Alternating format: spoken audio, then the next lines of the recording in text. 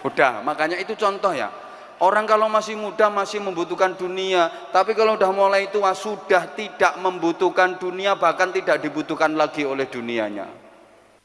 Ya kalau dunia guru, pegawai negeri ya 58 tahun, 60 tahun udah tidak dibutuhkan, udah suruh pensiun. PNS, ASN 55 tahun udah tidak dibutuhkan. Kon dandani komputer malah kesetrum. Guru 60 tahun wis gak iso ngulang, gak kreatif. Paling ya biyen nak sekolah iku ngene-ngene sing diceritakno zaman biyen, zaman penjajah. Wis gak dibutuhno dunia.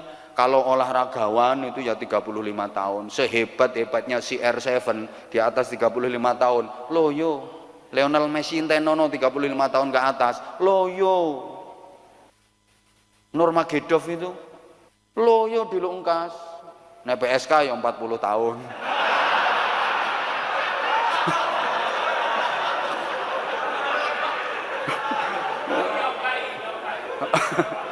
Ya wis gak dibutuhno le sakmono sapa sing doyan wis nyenyek kabeh wisan. Sudah tidak dibutuhkan. Yo ngene iki yo penelitian rek. Penelitian. Sudah tidak membutuhkan dunia dan tidak dibutuhkan oleh dunianya. Makanya disuruh latihan meninggalkan dunia. Kalau kita nggak mau latihan meninggalkan dunia mulai sekarang, dunia yang pasti akan meninggalkan kita. Tak baleni. Saya ono waktu 10 menit. Udah berapa minta ya?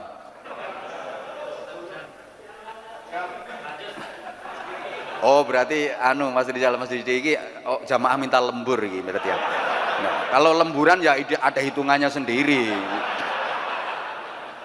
Orang kerja kalau lemburan hitungannya ya dhewe ra. Lemburan dipadano karo biasa ya demo karyawan. Lemburan harus dihitung. Ini ada lemburannya apa enggak? Gini. Sorry bos, sorry. Guyon. Ya ndak usah kaget, Anwar Zaid itu ngomongnya kayak gini. Suka silakan diundang lagi, enggak suka enggak diundang, enggak patean. Golek nggon liyane maksudnya ngono. Enggak repot golek nggon liyane. Kita harus latihan meninggalkan dunia. Kalau kita nggak mau latihan mulai sekarang, dunia yang pasti akan lebih dulu meninggalkan kita. Loh, sekarang saja sudah banyak orang yang masih tinggal di dunia tapi sudah ditinggalkan oleh dunianya. Nah, gak paham nih, gak paham nih. Paham nih. Susah. Iki asli bahasane profesor. Jadi aku itu oleh gelar profesor layak. Coba Prof tolong ceramah-ceramah saya diteliti Prof. Tolong diteliti. Loh artinya sudah layak, sebenarnya sudah layak. Beliau ini profesor model apa? Loh saya dari dulu sebenarnya udah ditawarin, teman saya enggak, enggak profesoran. Aku enak ngene iki ae. Dadi aku seneng kumpul karo jemburis-jemburis ngono kan. Dadi lebih enjoy, lebih nikmat. Karena aku lagi kumpul karo wong sugih-sugih ngene iki tambah mengkeret aku. Padahal asline nek cara dihitung mbuh akeh ndi duwite. Iki ketoke sugih tapi utange sak pirang-pirang. Makane gayane mendatangkan investor soalnya gak duwe modal dhewe. Cuma gak ngaku ngono ae. Ayo gak ngaku ngono. Gayanya kita sudah ada investor, seweneng lek ana investor seweneng. Soalnya gak gablet duit dhewe. Nek ana investor kan dia cuma ngitung untungnya tok, persentasenya sekian. Dikira utekku gak utek bisnis ngono ta. Aku ya paham ngono iku, Bro. Dadi lek cara hitung-hitungan jujur-jujuran mbuh endi sing sugih. Cuma penampilannya gayae kalah. Gayae kalah. Ngene panitia nanti jam sekian dijemput pakai mobil Alphard. Aku yo duwe, aku yo ngono. Ditulis random acara tulis penjemputan pakai mobil Alphard. Rasane aku yo duwe, aku yo ngono. Ya walaupun dikasih orang. Lah saya mobil 4 itu dikasih orang semua. Karena saya kalau punya duit tak pakai bangun pesantren, tak pakai untuk anak-anak. Informasi saja ya, pesantren kami putra putri santrinya kurang lebih sekarang udah 1000 sekian dan free semuanya, bebas biaya Prof, mohon doanya. Mayoritas anak-anak yatim dan duafa yang semuanya bebas biaya, walaupun anak orang kaya kalau udah masuk ke pesantren kami bebas biaya. Aku itu ngingoni wong 1000, karyawanmu mek piro? Piro jumlah karyawan? Makanya ojo sombong-sombong dhisik.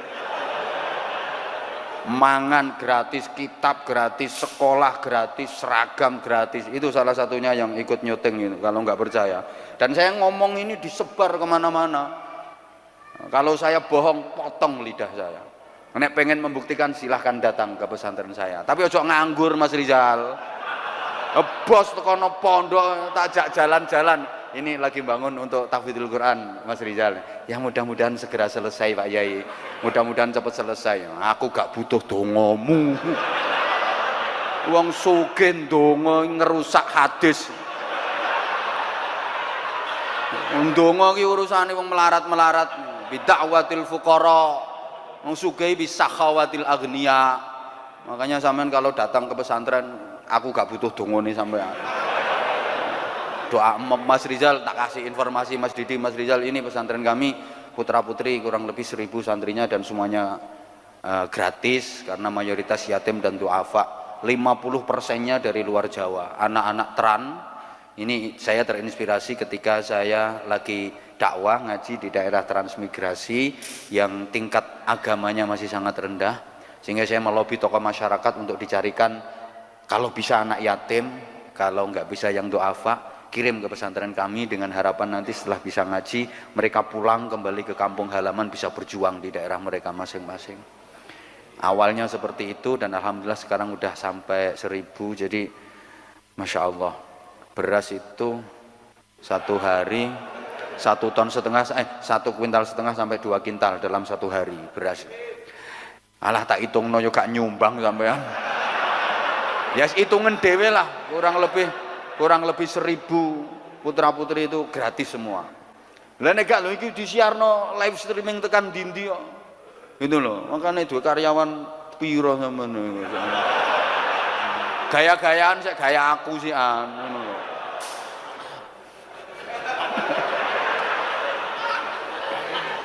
Loh saya nggak punya perusahaan, enggak, tapi saya bismillah berani. Pondok gratis, 1000 lebih gratis saya berani. Kenapa? Saya yakin mereka punya jatah rezeki dari Allah.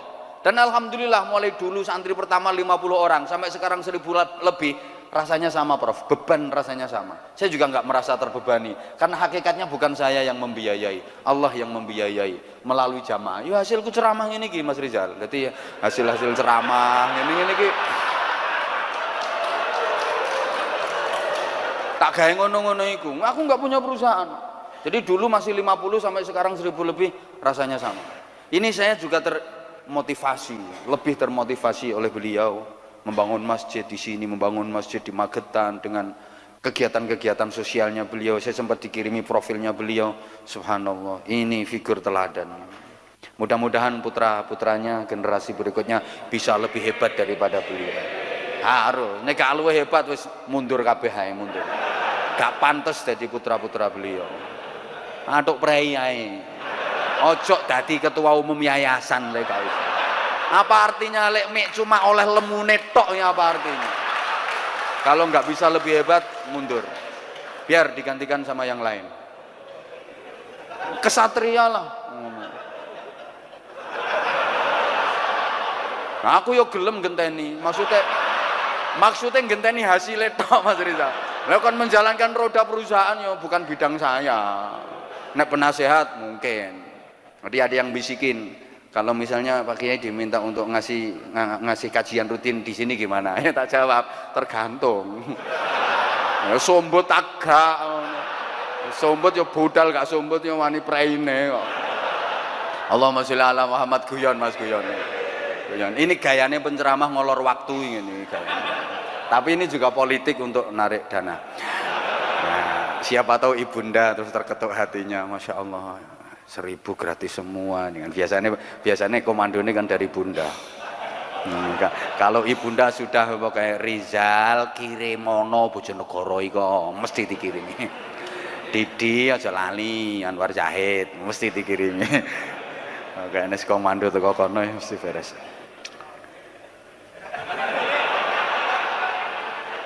Tapi sing kene yo aja atik ngenteni komando. Aja atik ngenteni wis moro dikirim ngono ae. Sekarang saja itu sudah banyak orang yang masih tinggal di dunia tapi sudah ditinggalkan oleh dunianya. Dia mempunyai harta kekayaan dunia yang banyak tapi dia nggak bisa menikmatinya. Itu kan sama halnya masih tinggal di dunia tapi sudah ditinggalkan oleh dunianya.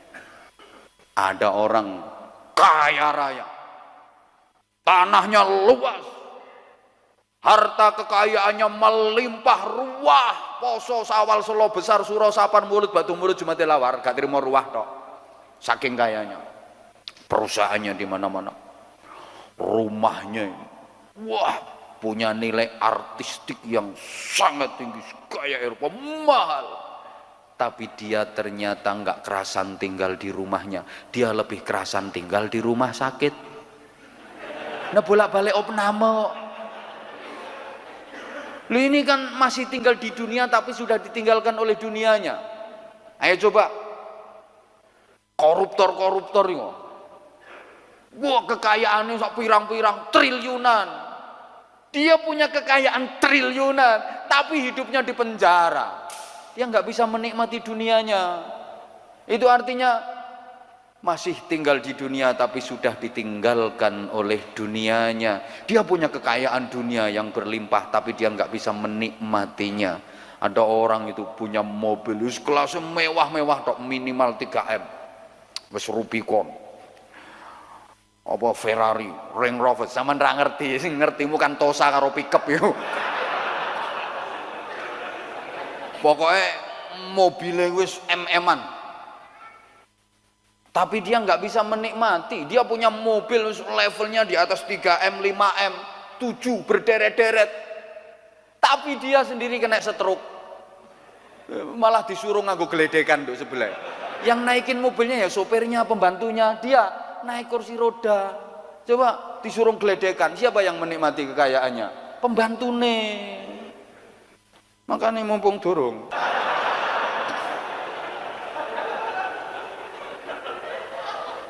Lu iya kok masih tinggal di dunia tapi sudah ditinggalkan oleh dunianya. Mohon maaf ya, termasuk anak itu dunia sekarang, sorry. Iya ya. Maka dalam hidup ini sering saya sampaikan ya. Dalam hidup ini yang penting bukan apa dan berapa yang kita miliki. Tapi yang penting dalam hidup ini adalah apa dan berapa yang bisa kita nikmati untuk kita syukuri dengan cara syukur yang benar. Yang penting bukan apa dan berapa yang kita miliki. Tapi apa dan berapa yang bisa kita nikmati untuk kita syukuri dengan cara syukur yang benar. Apa artinya punya segalanya kalau nggak bisa menikmatinya, kalau nggak bisa mensyukurinya? Bisa dipahami omongan saya? Apa artinya punya segalanya kalau nggak bisa menikmatinya? Punya televisi lebar segede itu tapi nggak bisa menikmati, wong loro belek. Percuma kan? Kursi harganya 7 miliar tapi udunen bokonge nggak waras-waras. Istri cantik luar biasa tapi anyang-anyangan terus.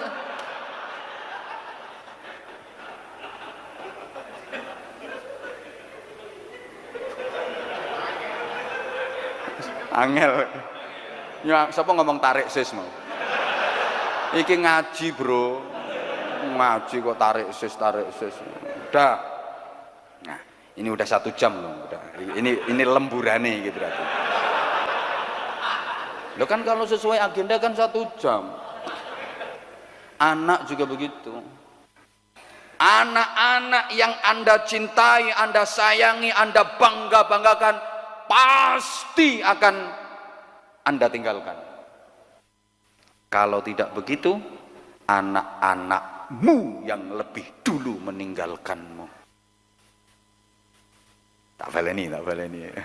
Ojo serius-serius tarik.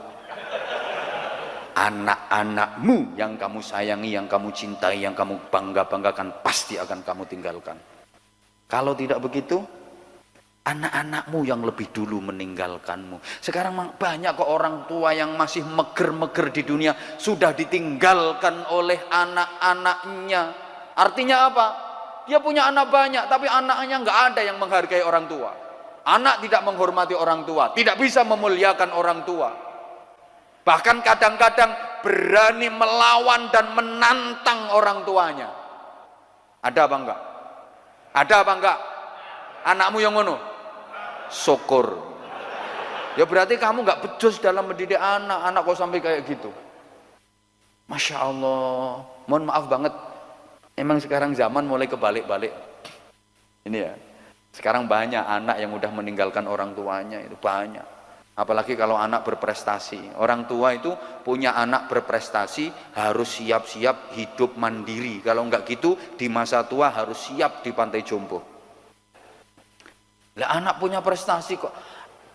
Orang tua punya anak yang berprestasi itu di masa tuanya harus siap hidup mandiri. Kenapa? Karena anak sulit untuk berbakti.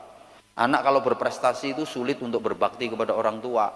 Di masa sepuh wis gak iso ngramut wong tuae. Orang tuanya sakit aja nggak bisa nungguin kok. Alasannya macam-macam, lagi meeting, lagi ada proyek, lagi rapat macam-macam, apalagi dinasnya luar kota, luar pulau, luar negeri. Rata-rata yang nungguin orang tua kalau udah sepuh itu yang anak yang goblok-goblok itu. Nah, anak nek goblok kan gak iso nanti-nanti sih. Makanya sama nek dua anak goblok iki ojo dimarahi. Justru itu nanti di masa tuamu yang merawat dirimu ya anakmu yang goblok-goblok itu. Gitu. Dia anak berprestasi apa mana jadi polisi, lebaran nih lo nggak iso pulang, ngoperasi terus kok. Gitu loh. Ibu di rumah sakit itu nggak bisa nyambangi paling mek WA, mentok video call.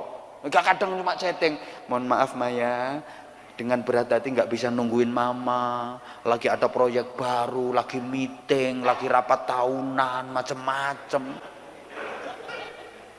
Sing nunggui anak sing goblok, nungguin ibunya di rumah sakit 3 bulan nih lo, seneng ikhlas tanpa stres, malah seneng oleh kacang, oleh roti, oleh jeruk. Iko neblek dodo, alhamdulillah anakku goblok-goblok. Lu sekarang banyak kok gitu loh, mohon maaf ya. Ya Allah. Kalau dulu mikir, anggitmu ngene iki gak mikir ta. Syukur njeplak yo gak sesuai karo materi ngono. Sing angel lu mikire lho. Anggitmu kaya aku ngene iki enak, ayo gantenono coba gantenono. Apa-apa engko PN ngono iso. Angin iki resiko, ngomong salah titik resikone gede.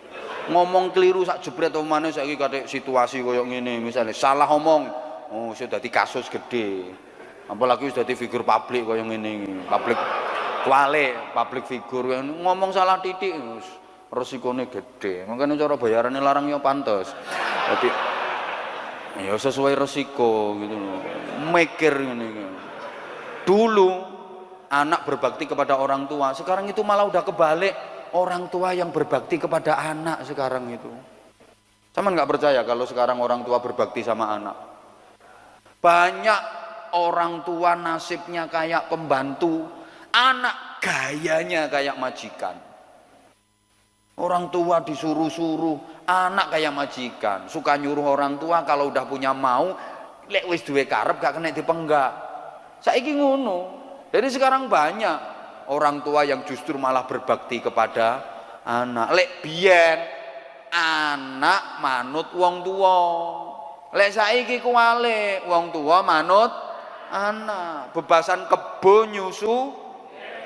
Ya apa carane wong gudel gorong metu pentile. Ruwet dadine. Ya angel gak ono pentile gudel.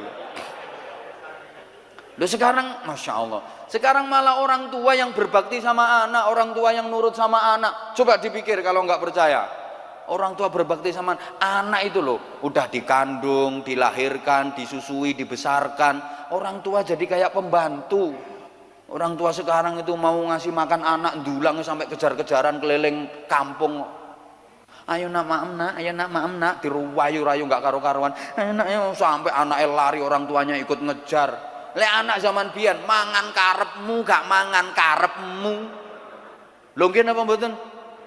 Dulu ibu-ibu adang namanya, belum kayak sekarang. Dulu masak itu pakai kayu. Adang itu loh adang, pakai kayu, kadang disumet gak murup, disumet gak murup.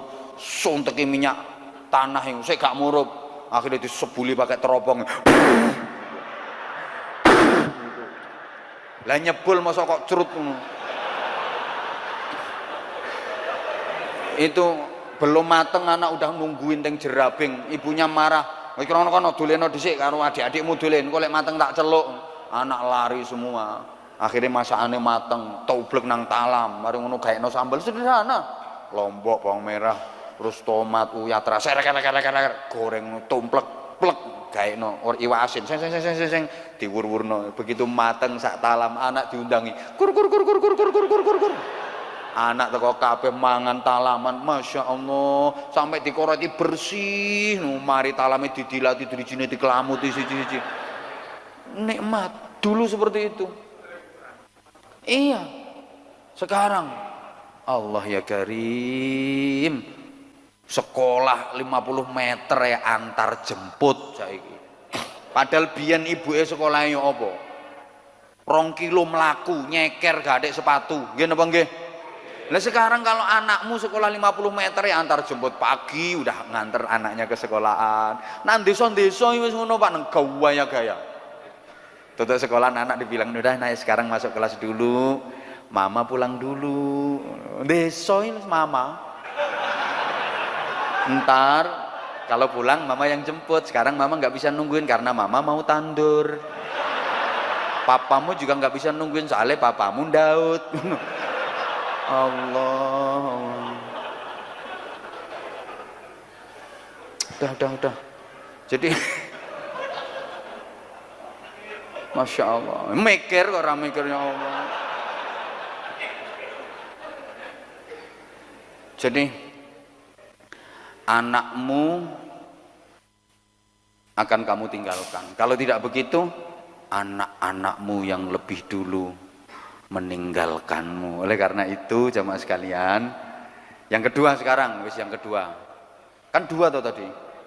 Yo lali ngono diarani oon marah. Alasan kenapa manusia takut menghadapi kematian. Kalau soal motivasi yang perusahaan yang fitnya hasanah ya, kapan-kapan lagi Mas Didi ngundang lagi. Ini fokus peringatan 100 hari kematian kok ya harus bahas kayak gini. Kalau nggak bahas kayak gini ya nanti nggak tepat sasaran. Kan kita diingatkan. Yang kedua, alasan apa sehingga manusia rata-rata takut menghadapi kematian? Karena sadar belum cukup bekal. Rata-rata orang kalau ditanya kan gitu. Jangan ditanya, Profesor siap wafat sekarang nggak? Siap meninggal sekarang? Jangan, belum siap. Kenapa? Belum cukup bekal. Rata-rata begitu. Misalnya saya nanya ke Mas Rizal misalnya jenengan meninggal sekarang siap apa belum? Belum. Kenapa? Belum cukup bekal. Padahal hidupnya nggak pernah dipakai untuk nyari bekal. Saya juga gitu sama, manusia itu emang kayak gitu wataknya. Kita itu alasannya kenapa nggak mati sekarang, merasa belum cukup bekal. Padahal hidup kita ini nggak pernah kita pakai untuk nyari bekal itu. Tapi kita jadikan tendensi, kita jadikan alasan bahwa kita belum cukup bekal. Namanya belum cukup itu kan kalau udah nyari. Lapo sama nggak gelem mati saiki sih, aku sih durung cukup, sanguku sih durung cukup. Dikai kesempatan urip karo Gusti Allah, gak dikai gelek sangu. Meneng anjane ngono temen. Udah sekarang bekalnya apa?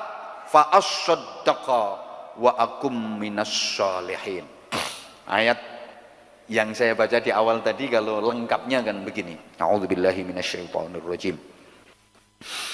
Wa anfiqu mimma razaqnakum min qabli an ya'tiya ahadakumul maut وأنفقوا مما رزقناكم من قبل أن يأتي أحدكم الموت فيقول رب لولا أخرتني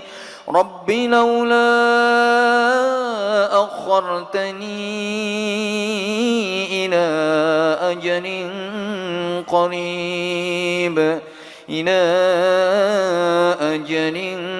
قريب فأصدق وأكن من الصالحين. Ya Allah, wa anfiqu mimma razaqnakum, dan infakkanlah oleh kalian dari sebagian rizki yang Allah berikan kepada kalian, min qabli an ya'tiya ahadakumul maut, sebelum datang kepada salah satu di antara kalian yang namanya kematian. Kalau kematian sudah datang menjelang, maka pasti kalian ngerasa belum siap, kalian merasa minta diundur. Rabbi fayaqula rabbi laula akhartani ila ajalin qarib, ya Allah, tundalah kematianku sebentar saja, aku minta diundur sekejap saja ya Allah. Kenapa? Karena aku belum punya bekal yang cukup. Apa bekalnya? Fa as-saddaqa, aku mau bersedekah, wa akum minas sholihin, dan aku akan menjadi orang-orang yang baik, aku akan menjadi bagian dari orang-orang yang baik. Kalau masih sehat ini belum ngerasa, kalau masih sehat belum ngerasa manfaatnya dua hal ini. Tapi kalau udah mendekati kematian, orang itu baru sadar, tahu persis bahwa yang paling membawa manfaat, bisa menolong adalah sedekah dan amal-amal soleh. Buktinya orang minta ditunda kematiannya itu minta diberi kesempatan, bukan mau ngelakuin apa-apa. Ya Allah, tunda kematianku dulu. Fa as-saddaqa, aku akan bersedekah. Ini artinya betapa besarnya manfaat sedekah. Baru sadar. Jadi minta ditunda bukan ya Allah tunda kematianku sebentar ya Allah, aku mau berhaji, aku mau berumrah, enggak. Aku mau berzikir, enggak. Aku mau puasa terus menerus, enggak. Tapi fa as-saddaqa, aku akan bersedekah ya Allah. Jadi manfaatnya luar biasa. Apalagi jariah kayak masjid ini. Sungguh beruntung beliau. Allahumma sholli ala Muhammad. Ya Allah. Ini fa'as-saddaqa. Jadi orang itu baru tahu manfaatnya sedekah kalau udah mendekati kematian. Gini ya, iki api-api anaten ya, karena waktunya udah tinggal 2 menit. Ini lemburannya tinggal 2 menit. Gini ya, kita termasuk yang ngomong ya, saya profesor, keluarga besar dari Mudharsyah, Allahu yarham, juga keluarga besar dari Ahmad Jauhari Arifin, Allahu yarham, semuanya, kita ini kan akan boyongan. Kita ini akan boyongan dari dunia, boyongan ke surga. Kok gak amin ya? Telat, anjane potonganmu mlebu swarga ya telat ngono iku. Kita semua ini akan boyongan. Nah, orang boyongan itu pertama yang dipikirkan apa? Harus punya tempat. Jangan sampai boyongan nggak punya tempat. Pertama yang harus dipikirkan punya tempat. Contoh ya, karyawan perusahaan sini kan yang nggak selamanya kerja di perusahaan. Suatu ketika mesti boyongan pulang kampung. Kalau boyongan harus sudah punya tempat untuk bangun rumah. Caranya gimana? Ya transfer duit untuk beli tanah di sana, kaplingan di sana, untuk bangun rumah di sana. Lah kita ini mau boyongan ke surga, kita harus punya tempat di sana. Caranya fa'as-saddaqa, transfer. Udah punya kaplingan belum? Sampeyan iki sida nang swarga tak gak sih rencanane? Sida tak gak? Jadi rencana ke surga? Jadi udah pesen tempat kaplingan di sana? Hah? Iki ya opo sih wong-wong ya? Aku kok bingung ngrasakno sampean. Kalau kita mau boyongan ke sana, kita harus punya tempat dulu. Kalau belum punya tempat, ntar gimana? Lah yang ngontrak ku yo panggonan, Bro. Allah ya karim. Ya ibarat tadi karyawan sini ya kepengen pulang kampung, boyong, harus punya tempat, tanah untuk bangun rumah, transfer, beli tanah, bangun rumah.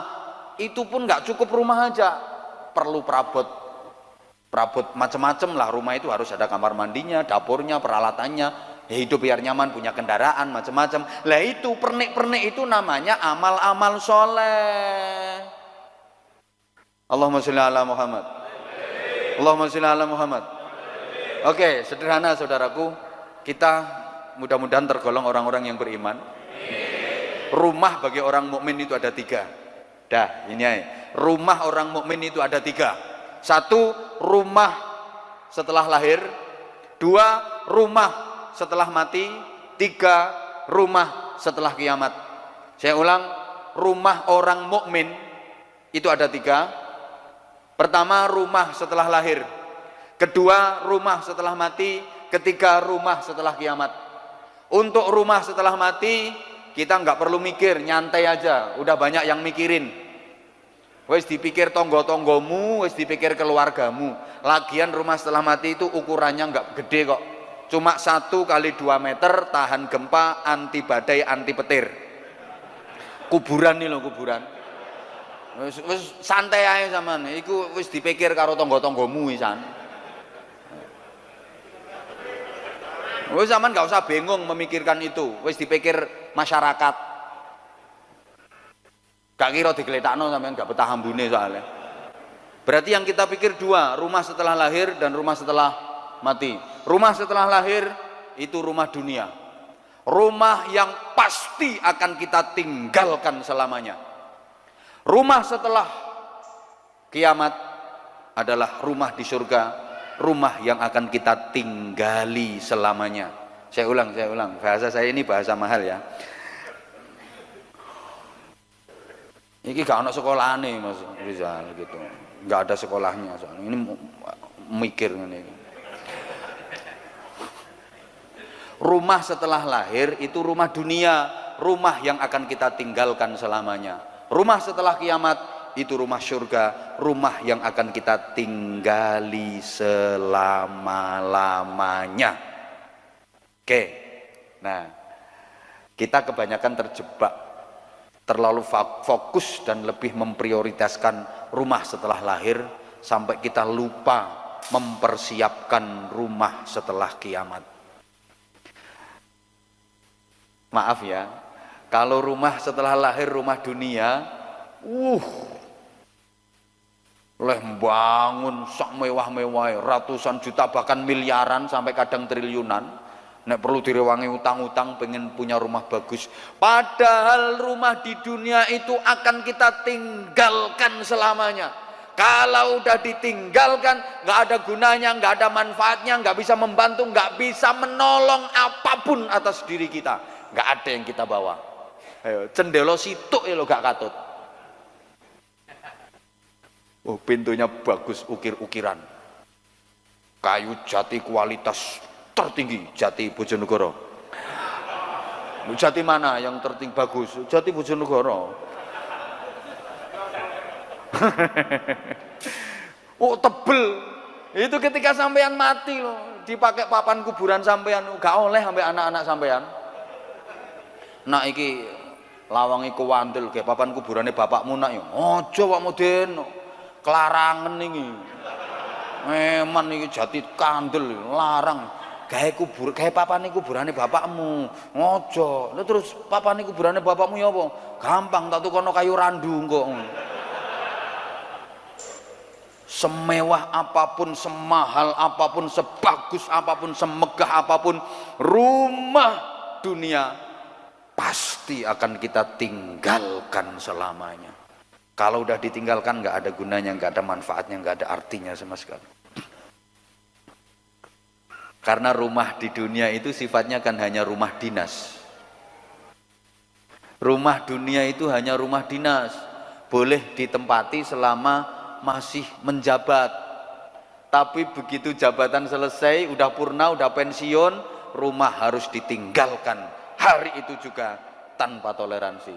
Itulah gambaran rumah dunia kita, rumah dinas, boleh ditempati selama kita masih punya jabatan, menjabat sebagai khalifah fil ardi, artinya masih hidup di dunia. Begitu purna pensiun jabatan khalifah fil ardi, artinya kita mati, maka hari itu juga rumah harus dikosongkan, harus ditinggalkan. Tidak ada toleransi kecuali lek matimu bengi oleh nginep, itu pun cuma semalam. Besok pagi langsung diterbangkan dengan pesawat tercanggih di dunia, satu-satunya penerbangan yang tepat waktu, bebas hambatan, nggak pernah delay, nggak pernah ada penundaan, dan nggak pernah dirazia sama polisi. Nggak peduli musim corona. Keranda Airlines. Pendoso itu loh, pendoso. Ya, dibawa ke rumah singgah sementara, rumah setelah mati yang beralamat di Perum kuburan itu. Tapi rumah setelah kiamat itulah rumah kita yang sesungguhnya, rumah di surga. Sayang kita sering terjebak, tidak mempersiapkannya. Tolong bapak-bapak perhatikan, tadi saya juga sempat terketuk sama dawuhnya profesor ini tadi. Kita kalau ke masjid jarang bawa duit. Ya Allah ya Karim, itu padahal yang untuk bangun rumah kita yang sesungguhnya, rumah di surga. Bapak biasanya kalau lagi berangkat sholat Jumat ke masjid, ngisi kotak amal itu berapa Bapak? 2.000 kayak bangun rumah surga. 2.000 oleh paku siji malah nyublesi bokongmu. Loh ngono iku lho, yang penting ikhlas. Ini kelemahan kita ya. Sedekah itu salah, yang penting ikhlas itu salah. Kalau saya ralat di mana-mana. Sedekah itu yang penting banyak, bukan yang penting ikhlas. Ya, bener. Saya dibantah wong se-Indonesia tak terima, dan saya siap menghadapi dan mempertahankan argumen saya. Lebih baik sedekah banyak walaupun nggak ikhlas daripada ikhlas tapi cuma sedikit. Lo betul. Pokoknya lek adik punya prinsip. Sedekah ki sing penting ikhlas, itu prinsipnya orang Meleki. Asli prinsipnya orang Meleki. Salah satu ciri orang ikhlas dalam bersedekah itu sedekahnya banyak. Oh nyoh. Tandane wong ikhlas le sedekah itu sedekahnya banyak. Lek wis metu akeh mesti ikhlase. Gak ikhlas rugi wis, entek akeh kok gak ikhlas. Wong sedekah kan sak ikhlase mesti titik. Maka ukuran sedekah yang benar itu bukan seikhlasnya, sepantasnya. Jangan salah. Apa beda seikhlasnya dengan sepantasnya? Ya bedalah. Kalau seikhlasnya asal ngeluarin, entah berapa yang penting ngeluarin, itu seikhlasnya. Mbok gede mbok cilik tapi akeh cilike. Mbok pantes mbok gak pantes tapi akeh gak pantes. Tapi nek sepantasnya itu disesuaikan dengan ukuran kemampuan. Itu sepantasnya. Lek wong sugih sedekahe sak mono ika, wong sugih. Wong sugih sedekahe sak mono ika. Lek wong sedengan yo sak mene iki. Lek wong kere sak mono iku. Dadi mahalakam ru'un ya'rifu qadra nafsi.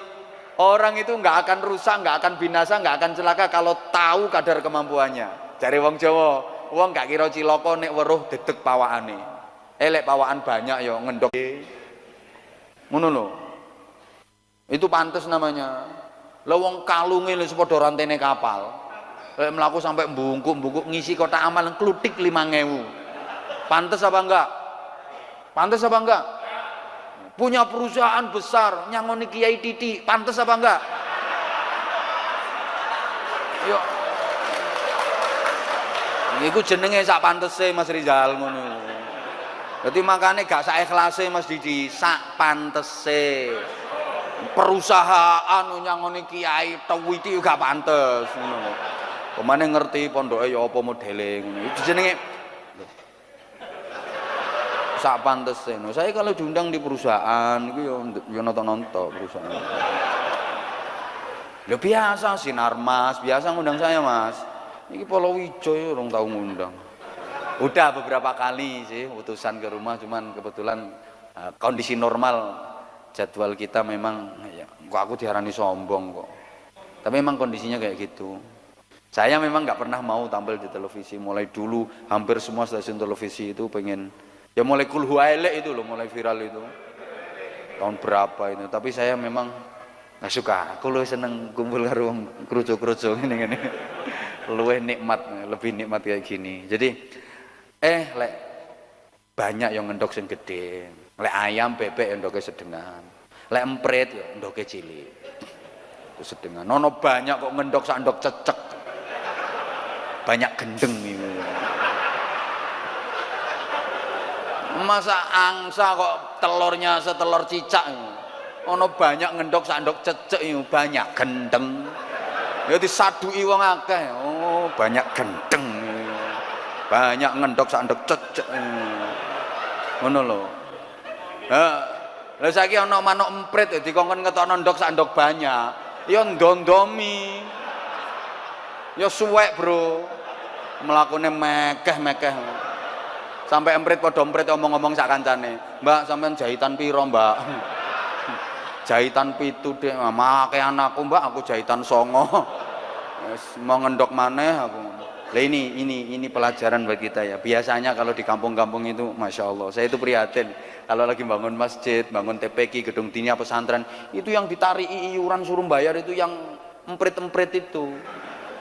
Emprit-emprit itu dipaksa kon ngeden ngetok nondok. Tapi sing banyak emek bengok tok, ngak. Gak metu ndoke. Sing melarat ditarik iuran sekian, panenan bayar sekian. Sing sugih mek ropat usul pendapat tapi gak bayar. Tepuk tangan nih melarat nih mesti. Maaf Mas Rizal, Mas Jiji, aku ceramah ket mau ki aksi bela melarat iki jenenge.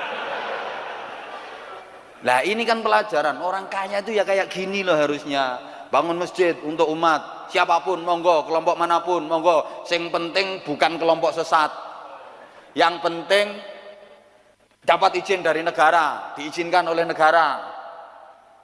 Yang penting bukan aliran yang sesat. Monggo siapapun boleh masuk masjid ini, kelompok manapun, organisasi manapun, sesama umat Islam kita bersaudara.